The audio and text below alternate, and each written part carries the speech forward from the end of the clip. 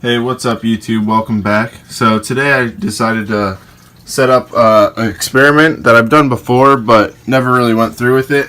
And that experiment is I actually went outside and gathered a bunch of different types of moss. And what I'm going to do is put it in similar conditions as the aquarium underwater, as this aquarium right here. And if it lives after a couple weeks, I'll transport it into the aquarium after I do a good cleaning of it. But I expect a lot of this moss isn't going to live, if any of it. But really, it's pretty cool to see how it reacts when it's underwater. Because what I've seen is sometimes the moss will grow really differently. It'll change colors, it will grow bigger leaves, it'll do different stuff than it's done. And yeah, hopefully it works. And another condition that I want the moss to have is I don't want it to have a lot of dirt. If it can survive on sand, that's ideal, and take nutrients out of the water. That'd be ideal because obviously it wouldn't make the tank as dirty and be easier to maintain. But with that being said, I'll let you take a look at the different kinds of moss I collected. Now this was all just in my backyard. This moss, what I try to do is I try to get moss that was really moist or in wet areas to increase the chances of it surviving. So this moss is my favorite. I got a big carpet of it without it breaking apart, which was really cool.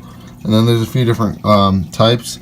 This is the one in the bottom right is like a standard moss I'd see around my house, and each section is slightly different from one another. So I got 1, 2, 3, 4, 5 different types. Hopefully one out of the 5 works. If more, that's better. If not, it was a cool experiment anyways. With that being said, I'm going to try to pour the water into the tank. So here we go. Let's take a look. I'm going to try to pour it slowly. Some of it will probably float. If it does, it does, but it's all good. Now this water is already warm, about equivalent to the aquarium temperature.